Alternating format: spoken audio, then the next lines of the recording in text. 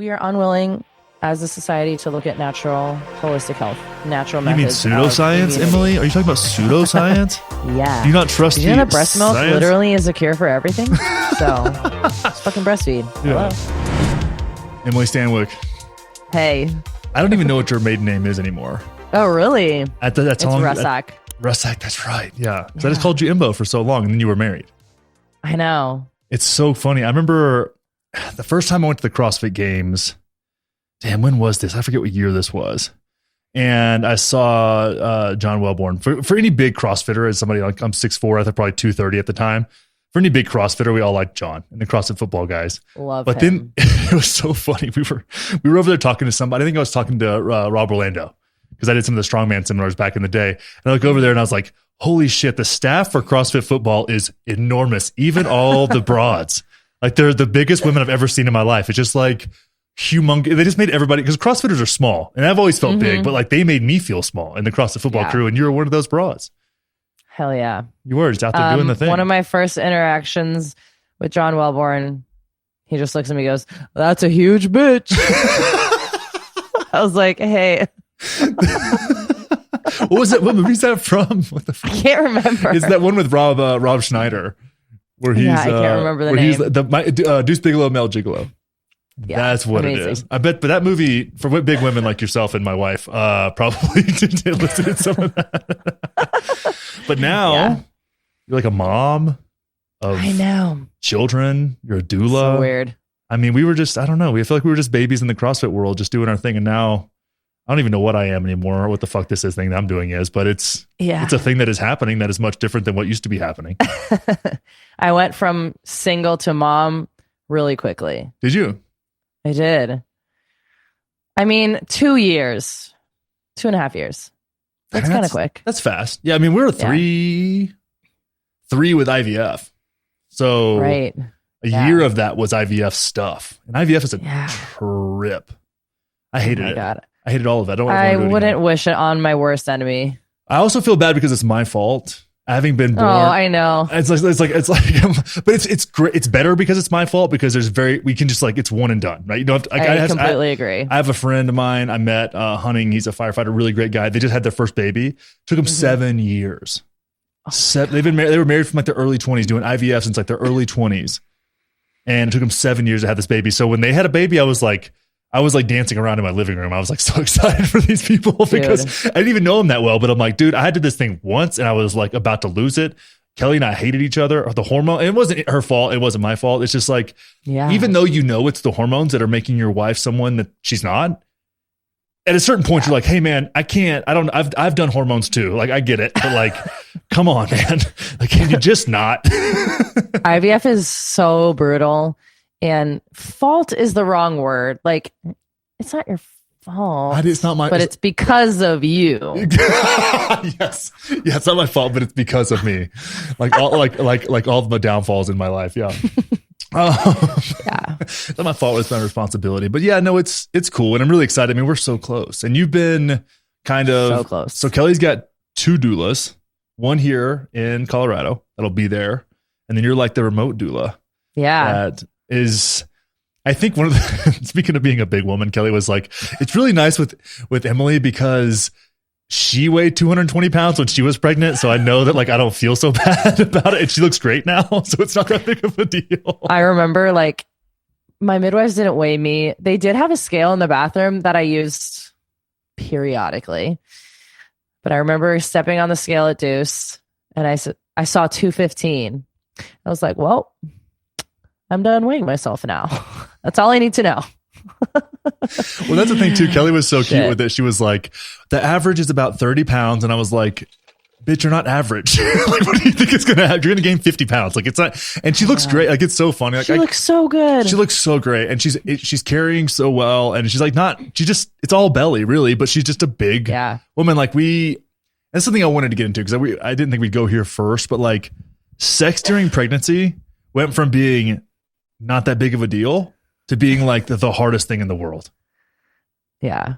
And I felt bad because she got on top of me the other night And I was just started laughing because I'd been elk hunting all month. So like she had grown a lot in the 3 weeks that I was kind of like doing elk hunting stuff. And she's gotten a lot bigger. So she got on top of me and I like kind of put my arms around her and just started laughing because she's just so big.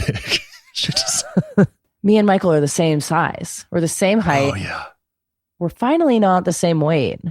He is heavier than I am. Good job, Michael. I know. And he was heavier than I am most of our relationship outside of pregnancy. But yeah, we're the same height. So having sex was so weird when I was so big because I already feel kind of big. Yeah, I feel that. Yeah. Yeah, it's the thing was with Kelly, I was like, I didn't think it was gonna, like, and that's the thing with parenting. I think we'll get into this a little bit more, but like conceptually, I didn't think it'd be that big of a deal, right? Like I know that it's not going to hurt the baby. It's actually probably good for everybody involved. Yeah. All of these things. And that was the case until, and even showing, none of that stuff was a problem. Since her placenta's on the back, the baby's like right there. Like you can see kicks and stuff. And we're 7 months in. So it's like, you can see kicks, you can feel, it's all this stuff. And once little flutters and stuff, very little change. When I started like seeing kicks and like, I'm like, and it started being like, you could like feel body parts through her stomach. I would be like turned on. I would want to have sex. And I just like, as soon as I think about that, it just completely goes away. And I'm like, she's like, well, it's not going to hurt the baby. It's not all this stuff. I'm like, I understand all of that. I just have a general aversion to having my dick around children exposed. Like and I know that's not even rational, but it's just like, there's something inside of me. I totally get it. Yeah. And I'm like, and we were even on the way to the airport today, we were like arguing about it. And I'm like, listen, everything else is great. Just for this 2 months and then however long after you have the baby, like, it's just, we're not going to have a lot of sex and it's okay. It's like 3 or 4 months, but we have a little baby and it's going to be awesome and everything's great. And it's so annoying because so many women are so horny when they're pregnant. Yeah. And I'm going to do it as best I can, but it's just not going to be at the same frequency or with the same enthusiasm as normal. I totally get it. And as a woman, like it's weird. But at the same time, we're like, it's in me all the time. So it's like not that weird because this is my life now. But I totally get it. So what drew you to being a doula? Oh, great question. I've always been really fascinated with pregnancy and babies, like ever since I was a little kid. Oh, really? Always. I always knew I wanted to be a mom. Always loved babies. I remember my high school boyfriend was the first person who like pointed that out to me and was like, you love babies so much. And I was like, I didn't think that was like weird.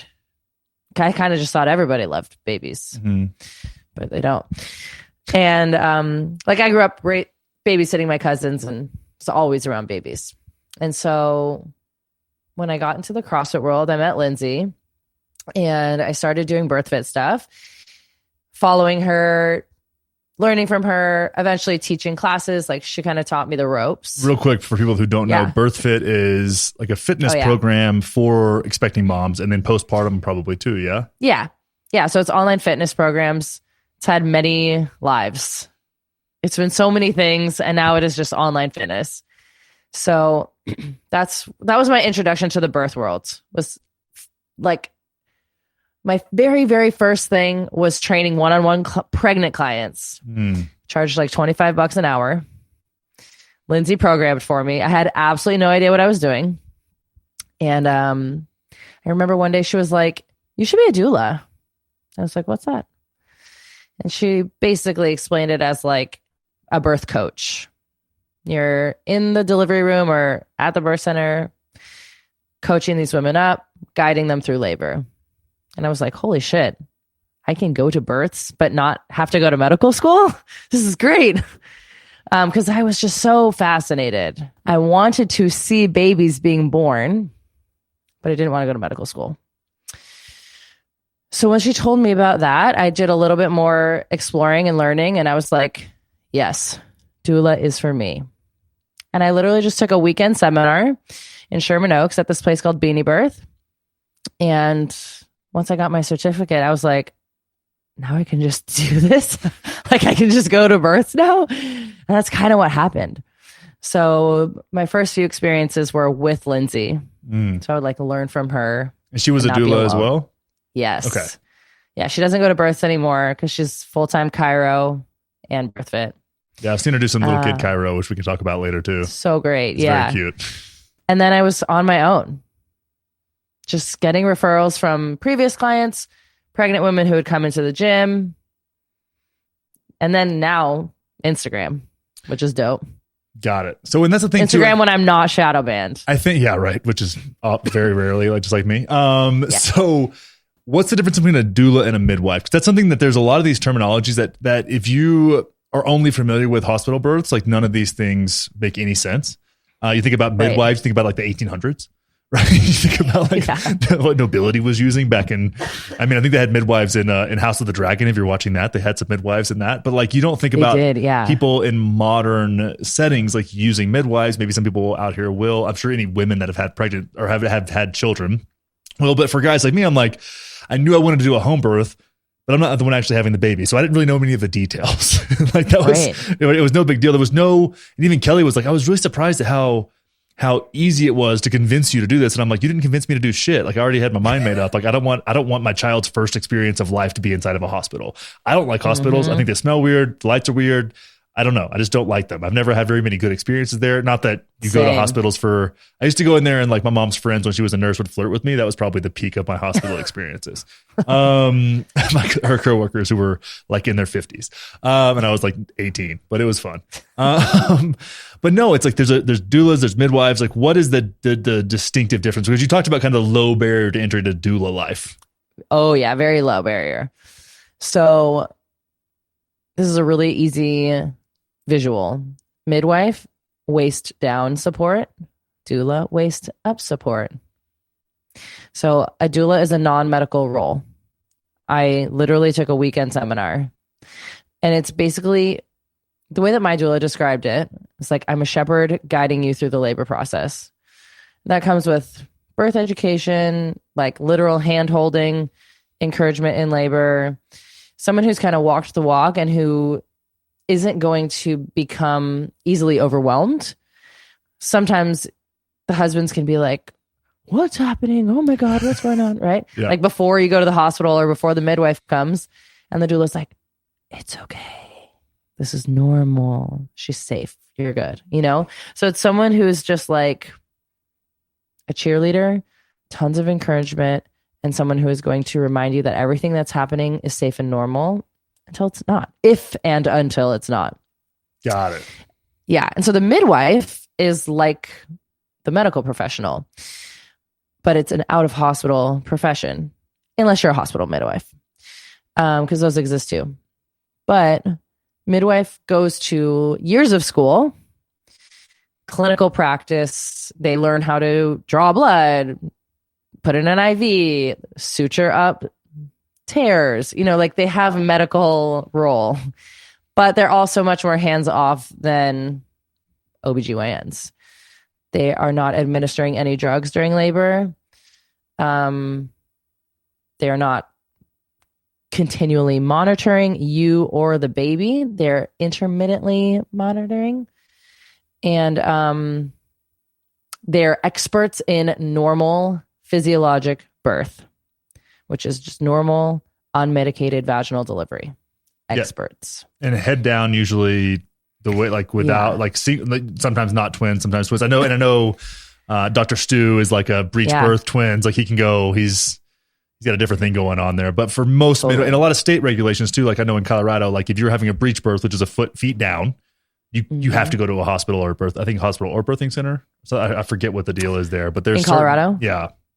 It's something I like that. actually don't know. You can't do a home birth. That's where I know they draw the line. And I think for some places it's twins you have to do. You can't do a home birth for twins. Yeah, so midwives are heavily regulated in many states. And for the progressive states, I mean, I get it though. In some certain, I don't know. But then again, no, you don't get it. I don't get it because I'm not doing it. But it's like I think the intention behind like many laws that don't make sense. I think the intention behind them seemed good on the outside. It was probably also influenced by influential groups that have a financial interest in micromanaging people's lives. So here's what happens. States like California, midwives. Here we go. This is where I came from. Midwives, it is illegal to deliver breech and twin babies. Illegal. Like you will lose your license.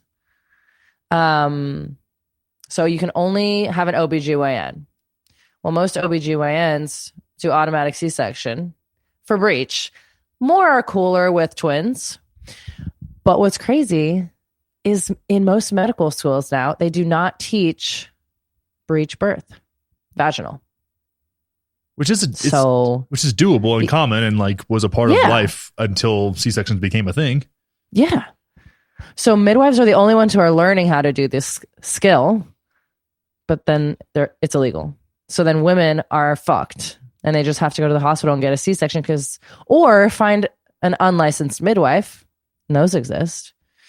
Someone who's not afraid, of losing their license.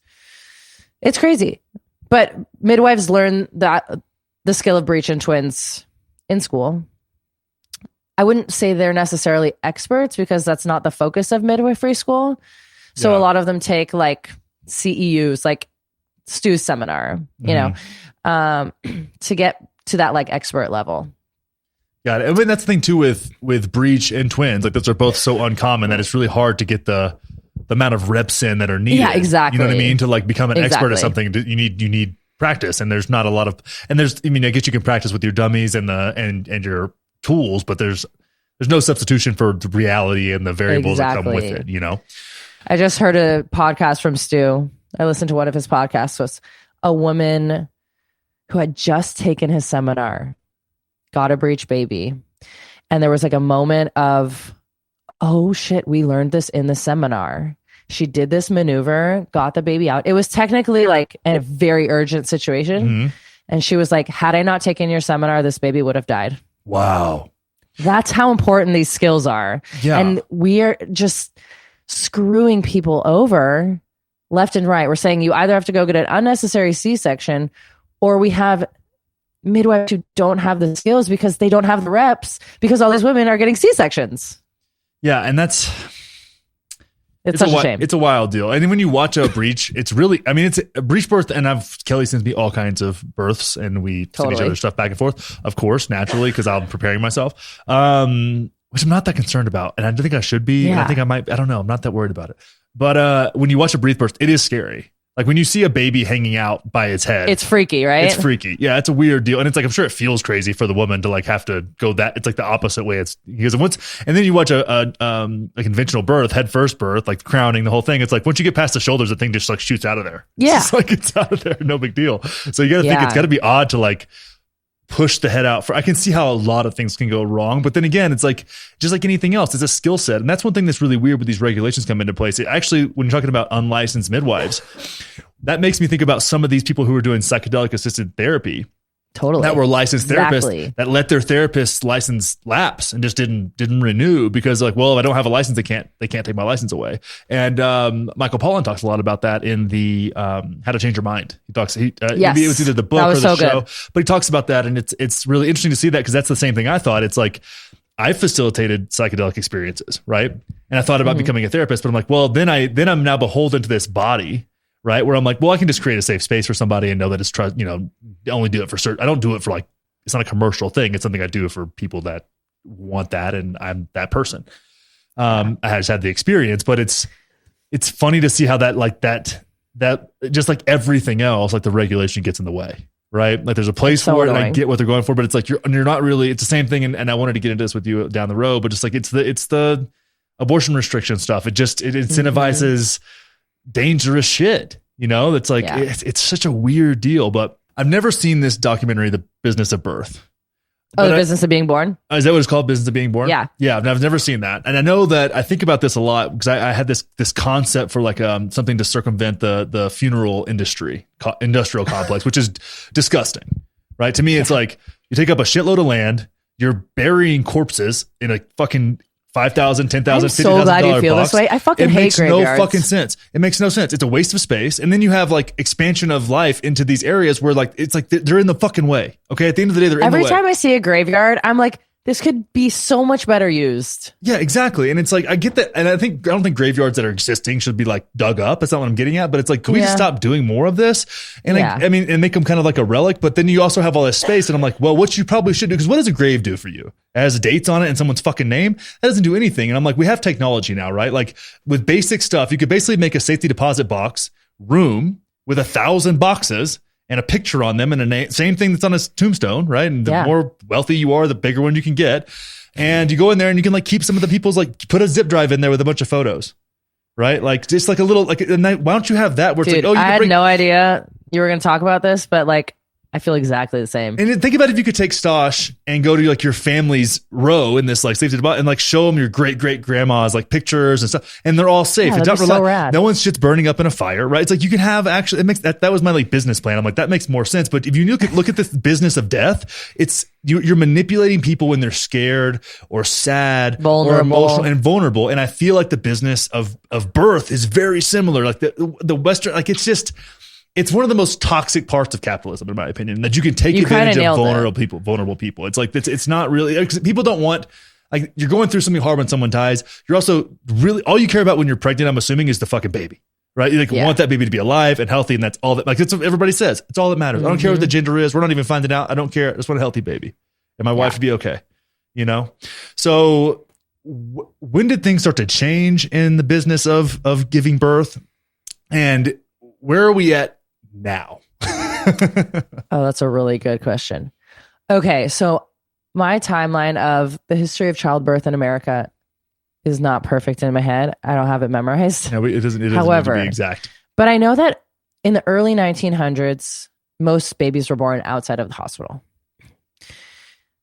Something happened with Rockefeller family, those big names, when the medical schools started coming around. And what they did, they talk about this in the movie, was basically market to wealthy families like the sterilization of hospitals. Like you're in a clean space. And they basically tainted the perception of midwives, like calling them kind of witches or just like dirty, old school. There is a lot of racism in here. There was black granny midwives were a big part of the South. And so they were just like, if you're using a midwife, you're less than.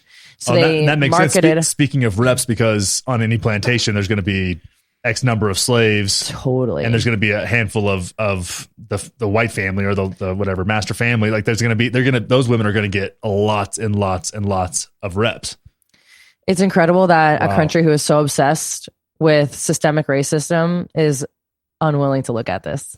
And they probably made it was like probably marketed as a sign of, upper class or civility, Yes. So then women started going to the hospital, and it was doctors who had gone to the school created by the Rockefeller families and, those names, who learned medicine and surgery and pathologizing and wearing gloves and wearing white coats and standards, protocols, things like that.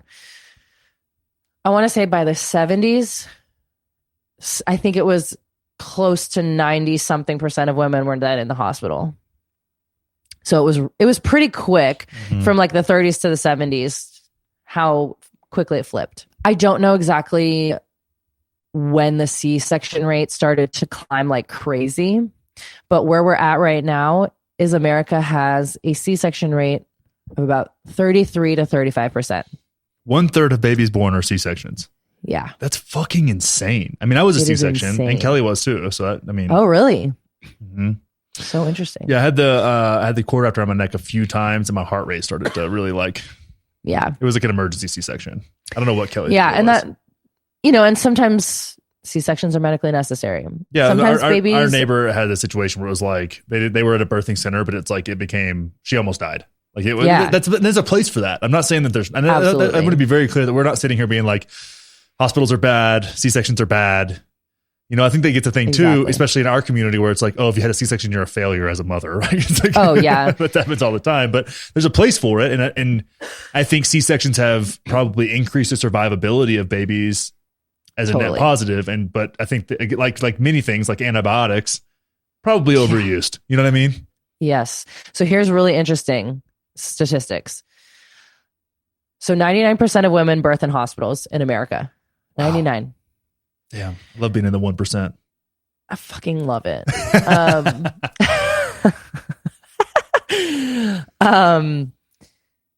We, ever since the days of tarnishing the perception of midwives, we have socially conditioned America to believe that hospitals are safe and hospitals are where you should give birth, and anything outside of the hospital, you're a freak or you're a child abuser because you're obviously going to kill your baby, right? Like people just think the weirdest things. You probably think it's selfish to have a home birth, shit like that. Yeah. Or just like, why would you do that? What if something happened? And I'm like, all right, listen, bitch. Let me tell you. So an amazing study came out in 2021. We can put it in the notes if you want. Remind me. I will. And it followed 17,000 intended home births. Of these 17,000 intended home births, 89% were completed at home. Live babies. 89%. That's insane. Mm-hmm. Then that same group of women had a 93% vaginal delivery. So of some of the women who transferred, they still had vaginal deliveries. Just needed to go to the hospital for fluids or super exhausted, so they got an epidural. A lot of they were first-time moms too. I think that's what the Bible said. A lot of times it's just like they don't understand how to pace themselves, and they don't want to eat, and they don't know how to, they don't want to sleep, and it's like it ends up being 24 hours, and then they're just exhausted. Yeah, and you're just exactly. Yeah. Who knows why these women need to transfer? But some of them still delivered vaginally. That doesn't mean 11% of them were emergencies. Basically, is what I'm saying. A lot of it was exhaustion. Yeah, exactly. So then we have a C-section rate of 7% out of 17,000 women. That is incredible. Mm-hmm. So compare that to 35% of the American hospital system. We're fucking things up. Yeah, and well, what's the incentive there? It's like, well, it's predictability. They want predictability. They're getting paid for a birth. They're not getting paid by the hour. Right? So it's like you get paid for that. You get paid for a circumcision. You get paid. I'm sure you get paid to cut the cord. You probably get paid more for a C-section if we want to get real dark. Oh yeah, you know what I'm saying? Yeah. So it's like, then no one tells you, well, hey, okay, so the baby's out healthy, and I got to get some stitches. That's no big deal, right? That's the cost. That's the cost, but that's not the cost. There's other things that are going on there, right? Like, what are the benefits of a vaginal birth? Because we can sit this, be like, well, the baby's out. Who cares, right? Like, what are the benefits of a vaginal birth over a tradition or a conventional C-section that you're probably going to get if you were to get one in the hospital without any influence? The benefits? Yeah. Well, a C-section is major abdominal surgery. Yeah. Major. You're cutting through like 7 layers of different things in the body. And most importantly, obviously the uterus is super important, and that matters for next pregnancies. But you're cutting through your muscles, your abdominal muscles. Like, that is insane. And what's crazy is if you have a regular surgery on your knee or your shoulder, you get prescribed PT because that's major surgery. That does not happen. Are you serious? For C-sections. 0. I mean, like that's so much of what you do every day revolves around your trunk being able to move. Like whenever I would get my, the guys at Next Level Chiropractic in Austin, like I would get dry needles in my abdomen all the time. I love dry needling. It's so great, but it was like, so great because I would get locked up in there from CrossFit shit. Yeah. Yeah. So you don't get a prescription from your OBGYN for PT. Maybe if you asked, they might, but it's not standard. Isn't that fucking crazy? I feel like that should be a thing even just after birth and in general, like pelvic floor PT, like. Yeah. So you're just cutting these women open. It's a very gnarly surgery. I mean, it happens in like 20 minutes. So you're cutting through all this, getting the baby out in 20 minutes, and then sewing them back up, putting them into postpartum. They it's called a fundal massage, but it's not a massage. They literally like press super aggressively onto the uterus to help it contract and get smaller in case, they just want to see if there's hemorrhage, basically. Yeah. It's so aggressive. And then they're just like, okay, see you later. 2 days later or whenever you leave. Holy shit. So there's that. That's why I really didn't want a C-section. Michael and I talked through the okay, well, what ifs, Mhm. right? He's like, okay, well, what if you got a C-section? And I'm like, well, obviously, if I get a C-section, it's going to be necessary because I'm doing a home birth, but I really don't want one because my body. Yeah. Like, I don't want my abs cut into. Like, yeah, I'm super vain about that. But he was like, well, I just don't want the baby to be born via C-section. And I'm like, well, yeah, I don't want that either, but I care more about myself in this moment. Yeah. There's ways that you can get the same you can kind of go around. Yeah. I don't think it's probably as good, but you can try and do the best you can. If you go into labor and then have a C-section, I think that's best case scenario physically for the baby. Mhm. That's telling me that baby was at least ready to come out. Okay. Right? Like if labor starts naturally and just things aren't progressing and you end up having a C-section, at least you know that baby was ready. Right? Mhm. That's how I like to think about it. Now, scheduling a C-section is much better emotionally for mom, in my opinion. If I were to have a C-section, I would much rather choose it emotionally because I'd be like preparing for that ahead of time. Yeah. Emotionally. As much as I wouldn't want to. Now, for the baby, well, first of all, you have all those drugs, anesthesia coursing through your body. Of course, they say it's totally fine, safe, and effective. Like the word safe and effective mean absolutely fucking nothing anymore. Zero. Now, all these C-section babies I know, you're fine. Yeah, I mean, I guess you made it this far. But what are they missing out on? So they're missing out a lot of really important vaginal and anal, microbiome when they exit the vagina. And so when they come out, they literally like inhale the goo, swallow it, and it goes into their gut and it sets up their gut microbiome. Starts to. So some people who know they're going to have a C-section or maybe even an unexpected C-section will ask for a vaginal swab. Mm-hmm. So basically, they're going to swab the vagina, before surgery, and then basically kind of smother the baby with it when it's out. I don't think that's really common practice. Well, no, but that's like that we would do that. It's a thing, though. Right? Yeah, it's a thing. But totally. you have to. It's not like, oh, hey, no one goes, hey, you're having a C-section. Here's this thing, and like the gut microbiome is really important. Blah blah blah blah. So we can do this. No one swab. is saying that. At no the one's hospital. fucking saying that. No one even. No. You know what? Honestly, I taught my mom that. My mom has been involved in hundreds, if not thousands, of births. Yeah, I taught my mom that, dude. That's awesome. You know what I mean? That is awesome. Which is crazy. Yeah, she's no, going to be it's here like for our home birth, and hopefully everything goes okay. It's gonna be, I think she's going to look at birth completely different as somebody who has been an emergency C-section RN for years. You know? Yeah, that's so cool. So that's one of the reasons I was really excited for her to be here, even though we have to have strong boundaries. Totally. Okay, so there's so many reasons there. Now we can talk about a little bit about C-section, but what about induction? These are two really common things. Like, I don't know much about. Don't get me started. I'm getting you started. Let's go. Talk to me about induction. Doctors induce all the time. Yeah, because you were saying when the baby's ready to come, right? That's a different conversation. Then yeah, right. So the induction rate is really high, and I don't want to scroll on my phone right now, but it's in one of my posts. But it's very high. And for those of you who don't know, induction is when you medically start labor in a number of ways. One way is Pitocin. You get that in an IV drip. Pitocin is a uterotonic medication. It is synthetic oxytocin. It is not oxytocin, just so we're clear. Yeah. What that does is it makes the uterus contract. And it is 0 to 60 fast. Women who have Pitocin without an epidural say it's absolutely miserable because the contractions are so intense and so close together so quickly. Yeah, you're not warming it up. There's no foreplay into those contractions. Yeah. Exactly. Yeah, early labor is maybe an hour. Versus what if you're natural, generally on average? Mine was 9 hours. Okay. And that's, 1 hour is not a real statistic, but it's quick. Yeah. And it's very uncomfortable, very quick. So women who get induced aren't I don't know what labor feels like. I know what Pitocin feels like. Yeah, and I'm yep. It's very different.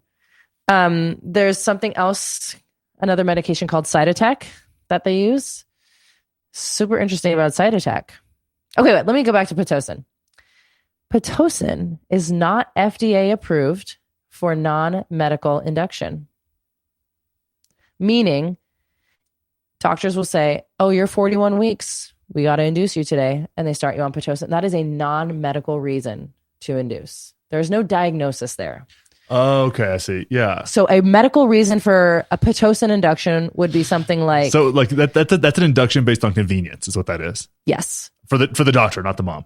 Zero evidence. That is a non-evidence based. Yeah.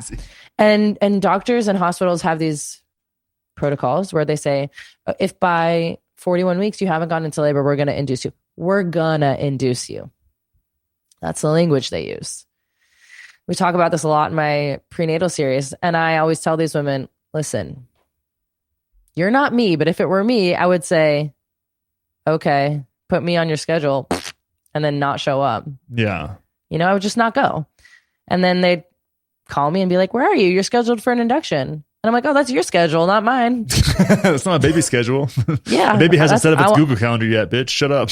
Yeah. And these women look at me like, I don't know if I could do that. And I'm like, yes, you can.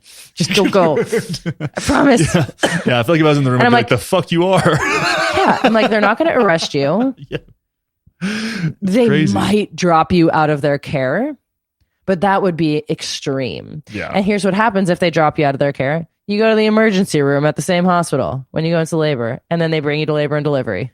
It's freaking no big deal. Yeah. Okay. So not FDA approved for non-medical labor induction. Freaking crazy. Yeah. Now, I don't care about FDA approval, but hospitals say they do. You and I don't have a high opinion of the FDA. No. Yeah. No, I know we use medications off-label all the time. Yeah. But that's an interesting fact. Yes. Okay. You would so think if it's that important and there's that many inductions that it would have been worth giving it a look. You know what I mean? Yeah. Just giving it a look. It's a quick little. So then there's something called Cytotec, okay, which is a medication, like a pill. And Cytotec was actually created to either cure or alleviate stomach ulcers. And they found out that women's cervices were opening. So they're like, oh, damn. Well, that's not what we meant to happen, but now we can use it for something else. Kind of wild how often that happens. Yeah, so Cytotec is not FDA approved for labor at all. And it is used all the time. Oh, wow. Yeah. It's actually most commonly used in abortions. So if you're, or miscarriage, like if you're miscarrying and the baby isn't coming out, they'll give you Cytotec. Or if you're having an abortion, they'll give you Cytotec. And yeah, that basically just opens the cervix. But the risk of Cytotec is hemorrhage and it not working. So then you're freaking stuck at the hospital. And I was at a Cytotec induction where it did not work. And it sucked because we got to the hospital at like 9:00 at night. And you have to take Cytotec every 4 hours. And so she's up all night, walking around the halls, trying to let gravity work with the Cytotec, open the cervix. Literally nothing happened. I mean, zero labor. So then in the morning, when she's exhausted, they start Pitocin. It's fucking like, that's the cascade of intervention. I would never take Cytotec in labor. Now, sometimes they use Cytotec postpartum if there is a hemorrhage, because it can also help contract the uterus very mildly postpartum. Yeah. I'm not a fan, but I'm more of a fan of that than... That seems to make a little bit more sense. One thing I want to highlight that you said there, being a doula, you were a doula in the hospital, which is very much a thing. Doulas are not only for home births, and they can advocate for you in the hospital. They know your birth plan, and when you're doing the thing and your husband's doing the thing or your partner or whatever is going on, your doula can advocate for you in the hospital, knowing what you want and standing up for you when you're very, very vulnerable, having had experience. And I think that's something that's really important to note. Yeah. And my friend, her name is Selena, and she's shared her birth story on the BirthFit podcast. It was so unfortunate. Her baby had a D cell. So at her 41-week mark, she has a non-stress test. Baby has a D cell in the non-stress test. Now, this is sometimes cause for concern, sometimes just a D cell, and then things normalize. Well, her midwives, as soon as they heard that D cell, they dropped their care. And they were like, you got to go to the hospital and get induced tonight. She's like, what? She's like, well, we could wait 24 hours, but you still have to go to the hospital in 24 hours. I'm not going to do a home birth. So it's like, so you could let me wait 24 hours, but this obviously is an emergency. Because if it was an emergency, you would say, don't wait 24 hours. We're going right now. Right? Yeah. But they're like, we're not going to do a home birth for you. And she's like, what the fuck? So I guess I should just go to the hospital right now. Because I was like, well, what if you just go into labor tonight? She's still not going to do it? She said no. And I was like, damn, that is just so brutal. But so anyway, cytotech, Pitocin, the whole nine, ended in a C-section. It was so terrible. She was one of my close friends. At the time, I didn't know as much as I know now. Mm-hmm. You know, it's like hindsight is 2020. But she had a wonderful, redemptive home birth with her second baby. So I love in home birth, vaginal home birth. I love whenever that happens, whenever it goes from C-section to home birth. That I think that's just one of the most wild things. And I know that it happens a lot. I've seen this from a lot because I mean, I'm 30. We're having kids. Kelly's 34. She'll probably be 35 when the baby comes. Her birthday is a couple weeks before around the due date. Yeah, right around the due date. So I actually hope they share a birthday. I think it'd be really funny if she gave birth on her birthday.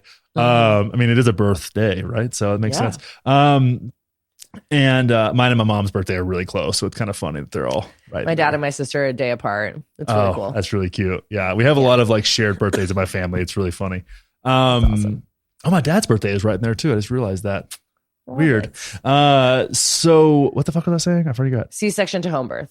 Oh, I know I have a lot of friends that have had multiple children by now. Right. So like my friends, Jesse and Amanda, they own Central Athlete. They're in Austin. I don't know if you're super familiar, but they you hooked me up with him. Yeah, absolutely. They're rad people.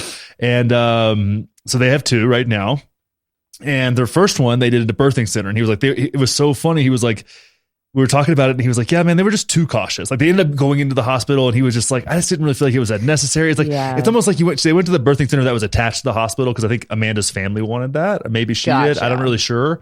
And it was like, if it didn't go perfectly right in the birthing center, you were going to the hospital. Which there was no barrier because they were connected. There was no real barrier to entry to getting over there. Anytime I hear a birth center attached to a hospital, I'm like, red flag. Yeah, and I know there's some that are nearby. I think it's important to be close. Like we think about like how our closest hospital is 15 minutes, right? So we'll have that whole, and it's a good hospital. Perfect. We have it all figured out. I've just got a new truck that's really big. She can lay down in the back. We're good to go. Right. Love it. But then the next one, like he was like, we just did it at home. We were just going to do a home birth, right? So they had the midwife, had the doulas there. They were doing their thing. Motherfucker goes and puts the birthing tub, which I guess they bought one instead of renting one. Didn't put the plug in it. And it had the water hose just going in the birth tub in their living room. Didn't put the plug in it. The birth only took 20, 25 minutes in their bathroom. She gave birth to it, I think maybe in the bathtub or just in the bathroom, maybe sitting on the toilet. All the while they filled up this tub. They filled up the living room. Oh my God. So it goes back. They have a brand new baby. They walk in and then they're living. There's like 3 inches of water in their living room. And it had like little steps. No. It was all held in there. So it was really, to me, it's like a fun birth story to me personally, but, but it just happened. He was like, it was just so much less stress. And then one thing that I think about with home births that really trips me out is like, I love that the baby doesn't even need to leave the house. Like it's home. It's the best thing ever. You're just home. And like no one has to leave. The baby's just home. It doesn't have to go it don't have to put it in the car. It doesn't have to ride in a car for probably a month, 2 months. Like I don't know where I'm not planning on taking it anywhere. Like it's not like I have to take it to the fucking grocery store. Right. So it's just home. We can go walk outside. You can do whatever. Like ours would do in the winter times. It'd be a lot of snow. So just be like hanging around, making bone broth, hanging out with the baby. And it's like, I don't have to worry about any of that shit. And there's something about being it. And at home is the greatest thing ever. It's gotta be. It's just and like your food's there. Stosh was born at 2:30 in the afternoon, which is kind of uncommon. A lot of babies, I know we talked about this recently, but a lot of women labor at night and then babies are born early morning and whatever. He was born at 2:30 in the afternoon, which I loved because once the midwives, so after the first hour of commotion, you kind of like come back to life and you're like, holy shit, okay, we're home with this baby. And we didn't tell our family, come over the day it's born. We're like, we'll tell you. Yeah, that's how we are. And then after about an hour, I was like, okay, I want our parents here and I want pizza now. And so I was like, Michael, tell your mom to bring like 5 pizzas. And she did. And our parents came over maybe 2.5 hours after the birth. So it was about 5 o'clock at that point. Mm-hmm. Before they got there, the midwives were like, okay, it's been the hour and a half. Let's go try and pee and go take a shower. So I go to the bathroom, I get in the shower, and I'm like washing my hair. And I'm like, what am I actually doing right now? Like, this is such a trip. I'm in my own bathroom. I didn't like go to a postpartum suite, you know? Yeah. I just walked down the hall to my bathroom. I get out. Michael's holding the baby. Then my parents come. Michael's mom is there. We're all sitting around the table eating pizza. They brought champagne. And I was like, this is awesome, but so weird because it didn't feel like this monumental thing. It was just like shower, go to the bathroom, eat pizza, like normal things. But I just gave birth 3 hours ago. It was so weird. Dude, I'm going to have to. And then once, yeah, that's crazy. I guess like, that's exactly what I thought. It's like Kelly wanted pizza too, by the way. Oh, like, nice. Yeah, honestly, it was amazing. It was amazing. I had so much pizza. I was so hungry. I probably had 10 pieces of pizza. That's awesome. Yeah.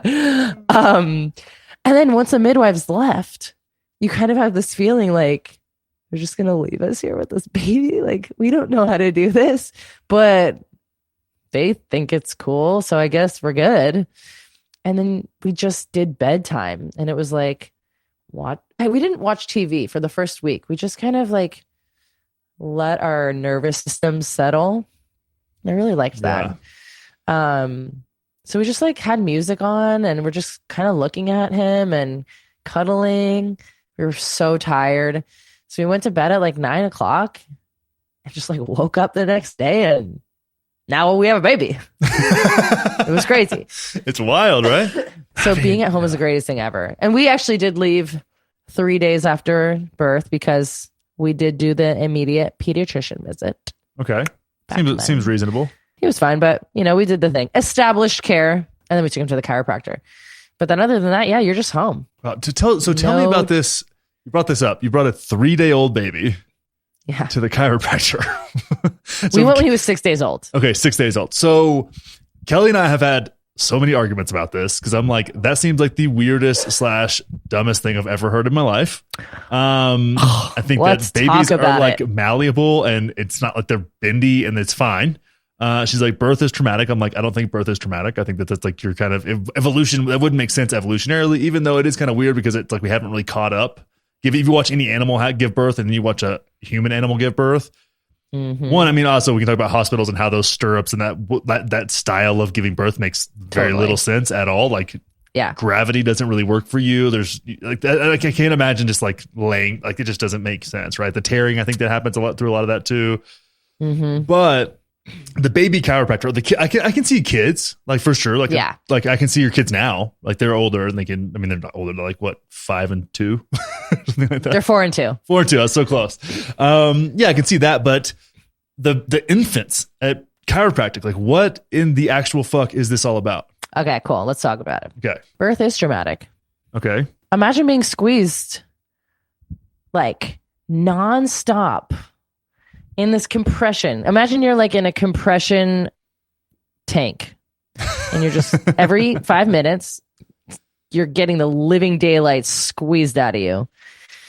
That's intense. That's what's happening. Yeah. Even if it's not in your head, like a nightmare situation, it's still intense. Yeah. For you. You're getting squeezed hard. And then your skull has to go through a tiny little canal, and it is going through bone, it's going through the pelvis. The head is extremely malleable. But what happens if the head is slightly cocked to the side and the jaw comes out like this? Yeah. But you don't really notice it, right? Well, what if that is the reason your baby has latch issues, not a tongue tie? right? What if the jaw for is breastfeeding, slightly yeah. misaligned? Like, what if they come out with that facial presentation? Remember we were talking Yeah, about and what we're talking about is like there's been a lot of photos lately. Maybe we Their could share heads one like on the this, gram where like the face their comes out jaw's first. a little jutted out. Yeah. Right? Like, it's not like you're fracturing their skull. That's Yeah. not the trauma we're talking about. It's just they're being squeezed to shit. Yeah. And so even though their skull is super malleable, there might be some misalignment when they're being squeezed like that. Okay. Especially if they're in a weird position. Yeah. They still come out vaginally, but if they're like sunny side up, or if they're head is tilted to the side, head is slightly tilted. An adjustment can be a game changer for colic. Colic can be just a birth injury. Like for the woo-woo moms out there, colic is not a real thing. Colic is where babies scream nonstop. Oh, I was a colic baby. okay. They scream nonstop.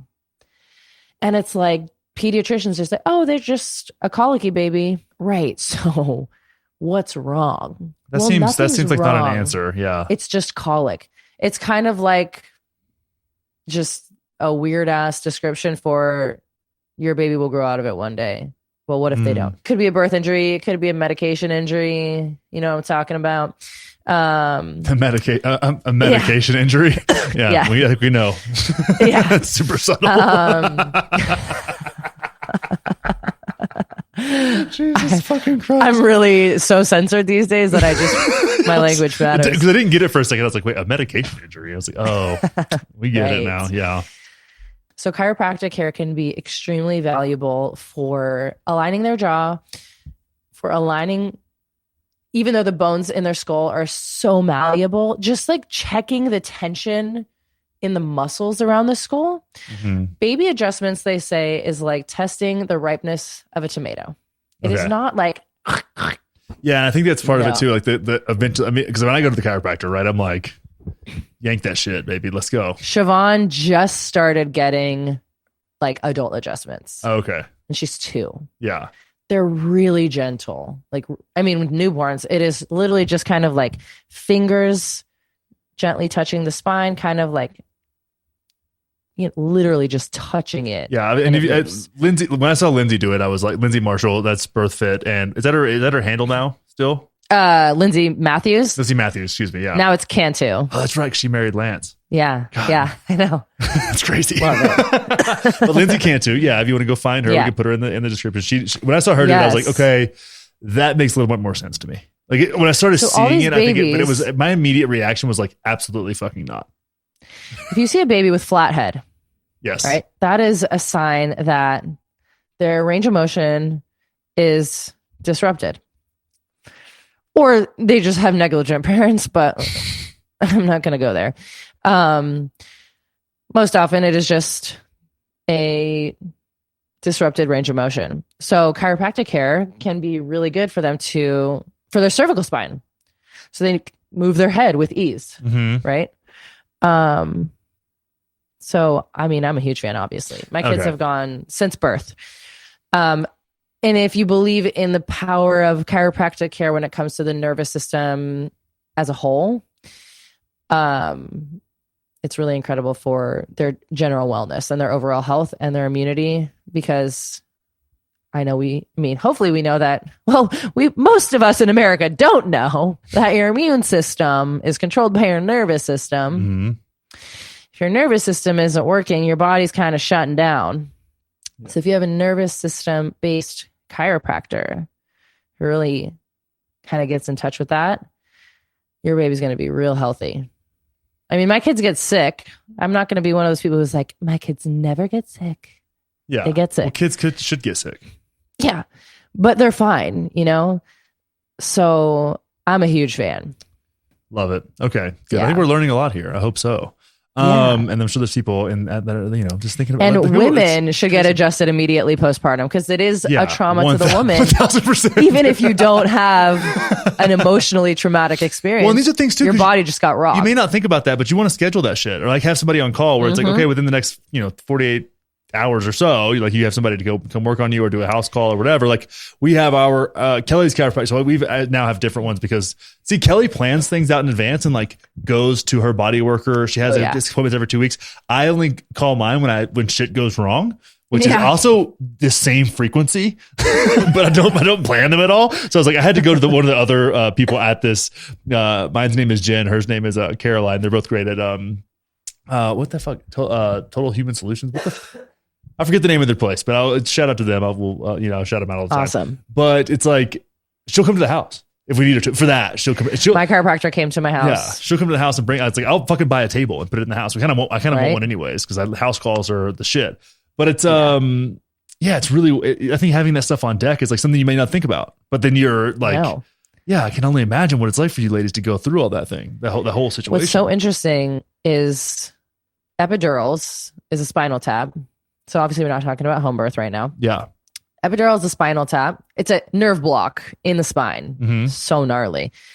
And I had a friend who gave birth in June.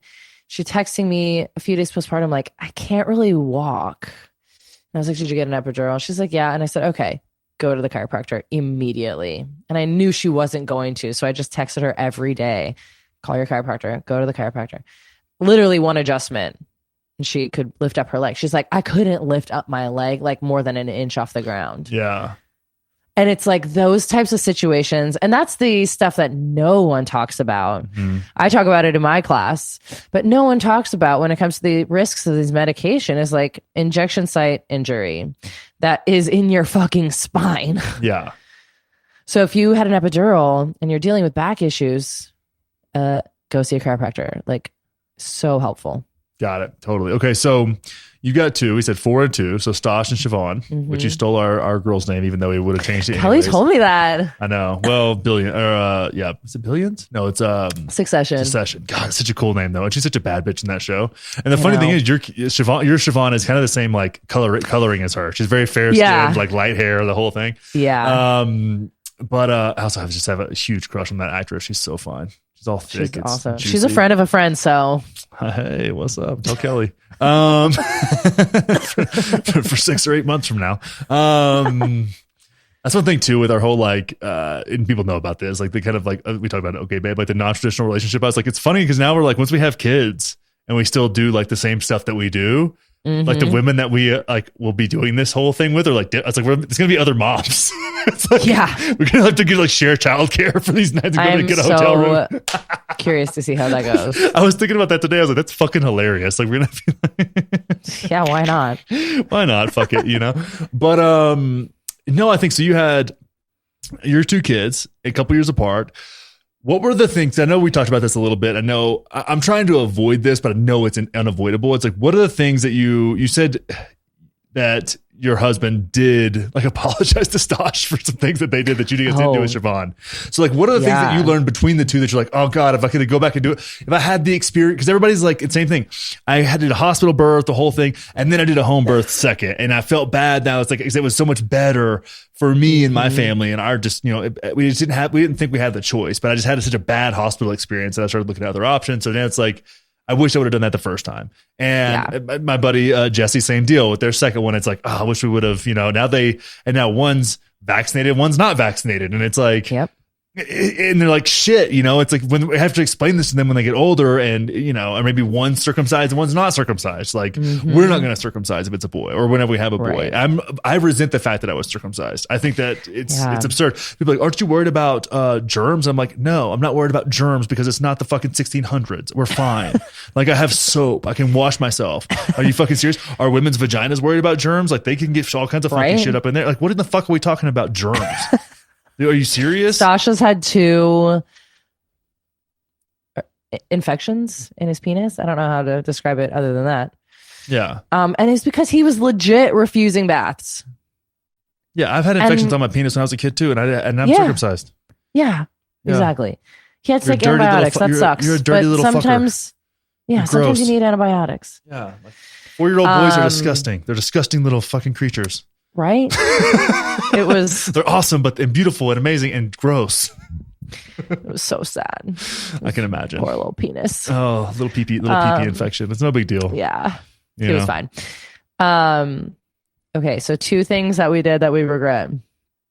Formula, vaccines. I'll talk about formula first because that one's quick.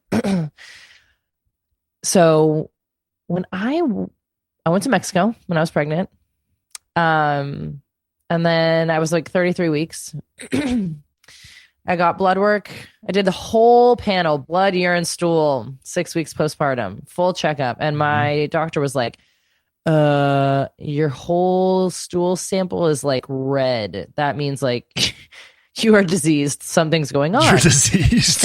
Like something is bad. Yeah. And I was like, oh, I feel fine. She like palpated my belly and was like, holy shit, there's so much bloat in here. I was like, yeah, that feels pretty uncomfortable. Yeah, and you're postpartum, so you don't really think about like, I'm sure a little bit of bloating is like normal. Yeah. Totally. Like I was 6 weeks postpartum. Yeah. And she was like, you have a parasite, but I don't want to start you on any herbs because you're breastfeeding and you say you're fine. So let's not worry about it until you're done breastfeeding or till, something comes up. Okay. I'm like, whatever. I completely forget about this parasite. And when Stasha's around 6 months old, I start to have horrendous stomach pain. And I like couldn't really eat. I lost 25 pounds in a month. And everyone in LA is like, oh my God, what's going on? You look amazing. Do you have a parasite? I'm like, I have a parasite. I think I'm dying. They're like, oh my God, I want a parasite. Literally, someone said that to me. I was like, LA is a place for you to hear that. Yeah, I was like, I don't know what's happening at all times. Like brain fog. It was insane. Yeah. So anyway, finally it was like, holy shit. Remember that doctor's appointment I had where they said I have a parasite? It's probably destroying my body. Yeah. Which it was. And then I was on this total healing journey for like the next 12 months. But anyway, my breast milk kind of completely dwindled. And because I was so stressed out about my health, because I was like, what is happening? I did not have a moment to try and find the healthiest option. I was just like, I can't even think straight. So our pediatrician was like, try supplementing, because I was still nursing. And so she's like, just take this box of formula home and supplement. Well, then I got really stressed out about how much milk he was getting from my boobs that I just bottle fed him. I pumped and bottle fed him. And then he refused the boob. So and again, that stressed me out, but I was more stressed out about him getting food than trying to get him back on the breast. Of course. Yeah. So it just like stopped. Anyway, so we fucking fed him Gerber. Oh. Yeah. All right. Sorry, dude. Sorry, pimp. I know. Yeah. I mean, it happens. He's doing great now. Yeah. It happens. And honestly, it was when he was 6 months old. We started feeding him food at around 10 months old. So we had like 4 months only of formula. We're not shaming moms who fed their kids formula either. We are not shaming moms. And I'll be honest, we got all of our formula for free from the pediatrician. And that was a big saving for us. Yeah. Like we didn't want to spend a ton of money on formula. We were just trying to make it to a year old. Yeah. And now it's like, if we were to do that, it'd be like, I have raw milk. We can make raw milk formula. I could dehydrate shit. Like I'm crafty with that kind of stuff. Like I would do. We would have, goat milk. Knowing what I know now, Yeah. 6 months old, I would have given him raw milk without hesitation. Yeah, exactly. I wouldn't have even made formula. When you think about this, like my cousin actually lives out in West Texas, and they found a abandoned calf. And it was a young calf, really. And she could carry it on her shoulder type of thing, little bitty guy. Oh. And they were bottle feeding it, but it was like, you probably won't survive because if they don't get colostrum off the tit early on, they don't develop a gut microbiome and they just die. They can't digest food. So they end up like kind of starving to death. So if they get that way and that's where they're going, they'll just put it down, but they're trying to do the best they can, but it's just like, you can't. And I think about that. It's like a cow is definitely different than a person, right? But we're still mammals. And that's the essential, like it's life or death for that cow to get colostrum from the tit. Like you cannot, the powder colostrum doesn't work. None of that shit works. You got to fucking feed them from the mama or some, it doesn't have to be their mom. Just a cow has to feed that calf colostrum or else their gut microbiome just does not develop. And you got to think about that. Like we're different, but how different are we really? Exactly. And so you said raw milk, and that's you think that's an adequate substitution at 6 months? Oh yeah. Like just straight up raw milk in a bottle, raw cow milk. I mean, we have, if anybody's in our area, I can get you hooked up. Like it's a hard thing to find, but once you find it, it's great. Same with in Texas. Maybe I would put some like collagen powder in there just for like a little bit extra calories, or maybe some like butter in there, honestly. Yeah. Like I would maybe blend it with butter. But like we started giving Siobhan raw milk at 7 months old, not bottles, just like tastes. Just kind of saw how her stomach did with it. I mean, she had absolutely zero issue. Don't you do something like a milkshake with like honey, raw milk, and something else? Raw eggs. Raw eggs. And you just blend it up for them? She started having that at 8 months old. I love that. That's awesome. I mean, I was like, when I started eating, we'll see what happens. When I started switching over to baby food, I tell a story a lot about my grandma, because this is how I think this is how I got to be the size that I am. Her specialty was chicken fried steak, mashed potatoes and gravy. That was just, you know what I mean, from a large Texas woman, right? Like a woman who looked like she could cook some goddamn food, and also smoke 2 packs of barb rolls a day, one of those type of deals. Love it. She's still alive? No, she passed away from ALS a few years ago. But it wasn't a surprise that she passed away. Like I had come to terms in college, I was like, she could die tomorrow and I wouldn't be surprised.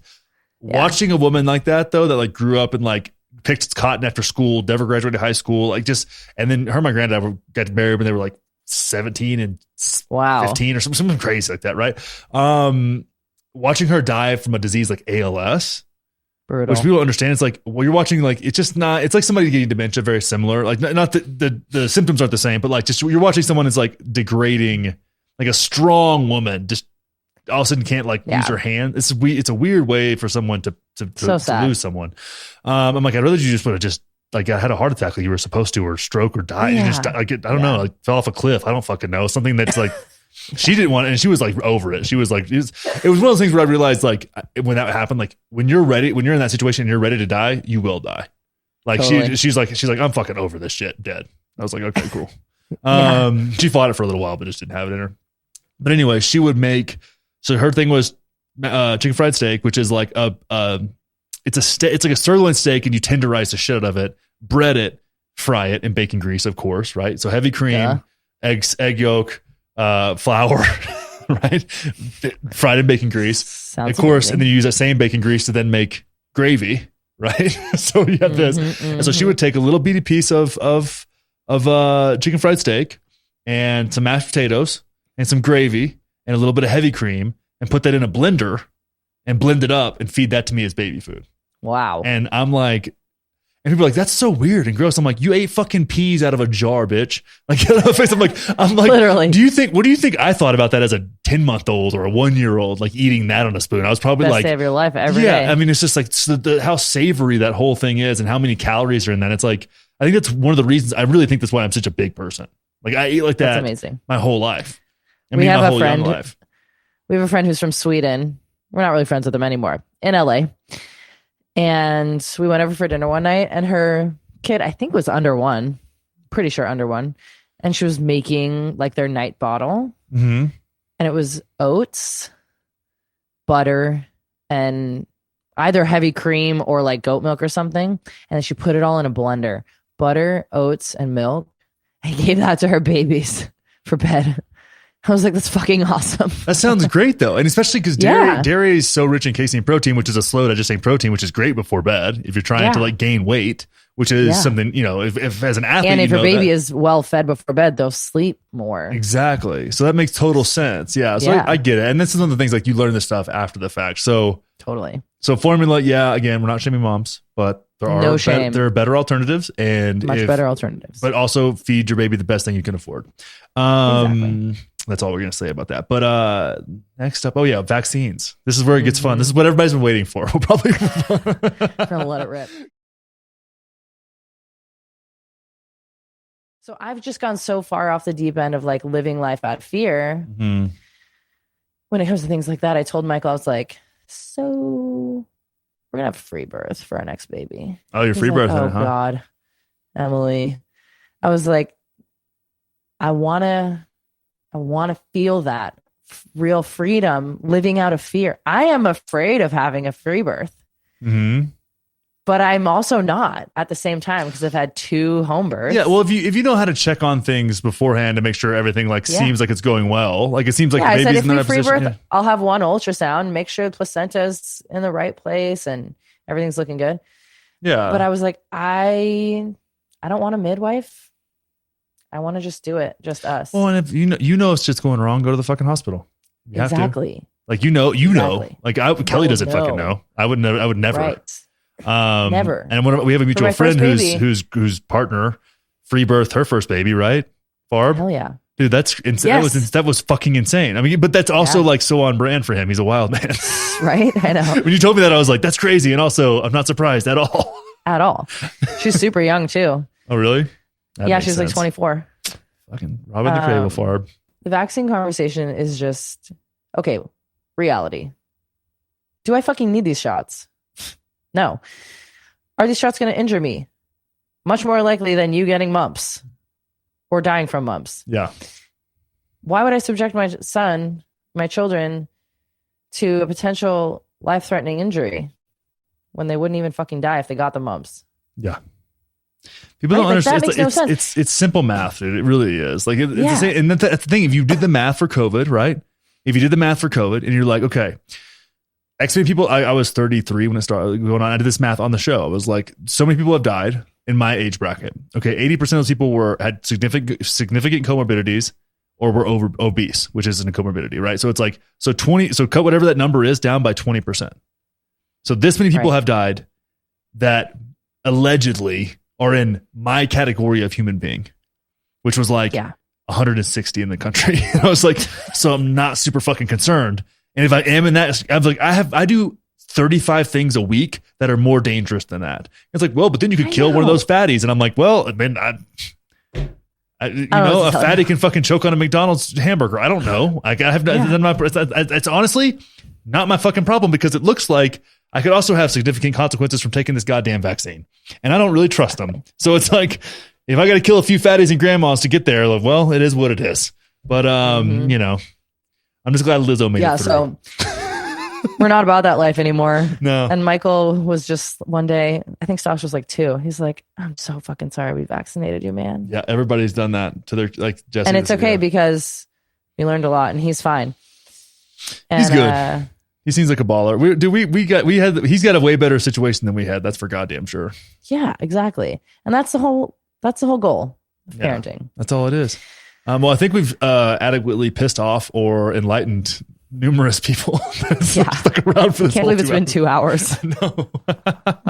We'll do it again whenever I come. We're going to come down to Texas soon, so maybe we'll get you on the show with me and Kelly both. We'll talk about it. We'll have the baby by then too. So. Oh my god, that'd be so fun. I know we have a mom. My mom's going to be like our full-time babysitter. I cannot wait. I'm so excited for her to be there. Like, is she going to live with you guys? She's going to stay for a couple of weeks and she's going to start traveling. She's actually changing. She's taking like she's electing to move down in her job. She's gonna get paid more. That's so nice. So she's so she can have more time. She'll get a little bit of a pay decrease. But it's just she's like, I don't fucking care. She's like, I just want to see this. It's her first grandbaby. All of her friends have grandkids. That's so amazing. This is her first one. It's my granddad's first great grandbaby. Awesome. Funny story is though, my 19-year-old cousin knocked up his 18-year-old girlfriend like a few months after we got pregnant. So I was like, my mom calls like, you barely made it. And I was like, oh, because my other cousin Maya was like, she's in her mid-20s. I was like, oh, is she pregnant? And she was like, no. And I was like, oh no, because everybody else was like 18, 17. I was like, fuck. And they told me and I was like, I mean, they probably should have not told anybody and just gotten it taken. I don't know. But it is what it is. So we're first though, which really matters. That's not awesome. First or last. And everybody's gonna like our kid more because it was on purpose. What? I was an accident. So hey, I'm just an accident making things on purpose. Wanted accident. For becoming a wanted accident. Yeah, I was talking to my mom. I was like, it was the best mistake she ever made. But she was 19 when she got pregnant with me. She turned 20. 17 days after she turned 20 17 days So before she's only I in was her born. 50s. She's literally 20 years older than me. She's 55. I'm 35. So she's almost Michael's age. Are you serious? Michael's almost her age. I mean. That's fucking He's awesome. 49. He's not 50 yet. So yeah, that's not bad. You're good. What was I gonna say? Oh, so you're in New Braunfels, south of Austin. Yes. Near my alma mater at Texas State University. Oh, nice. One of the most. San Marcos is a beautiful town. Love that place. Yeah, we don't Highly spend enough recommend it. time there. Oh, dude, go get in the river and hang out. That being said, do you still do in-home doula work locally? Yes. How far do you go? San Antonio, Austin? Do you do? I go to San Antonio and Austin, Good. Dripping Springs, everywhere up the 35, up I-35. The 35, yeah, Down and up. Try to stay local, but everyone just drives here. Yeah, dude, Something that's 40 minutes away is no big deal. And I'm like, I would never. But now I'm like, oh, I guess that's what people do. well. You lived in LA, so going 3 miles took you 40 minutes. Yeah. At least in 40 minutes in Texas, you can go like 30 miles. Really far. Yeah. Yeah. So yeah, all in the hill country, Austin to San Antonio. Well, I love that. I'm ideally taking one birth a month. I already have 2 locked in for February, though. I'm stoked. Damn, so they're coming along. Well, if you want to, if you want a thought criminal doula, you know where to find her. Everybody Hell out yeah. there in the world. And I teach birth education online. So that is happening right now in October. And my next class will be in January. So anyone can take that. That's great. It's on Zoom. Moms and dads? And then yes. Oh, great. And then I also teach women how to become doulas. Ooh, there And we I do go. that twice a year. So my next one is happening in January. And this is some underground unlicensed shit because I don't do certifications. I'm like, you want to be a doula? I'm just going to wave my wand around you and now you're a doula. It's official. But I'm going to teach you something. You're so anti-establishment. It's fucking rad. Yes. Let's do it. Well, I can't wait to for us to find a commune somewhere and just I'll go off grid in Montana or some shit. That'd be so awesome. It would be cool. All right, dude. I love you so much. Thanks for having me. Of course. This is awesome. Anytime.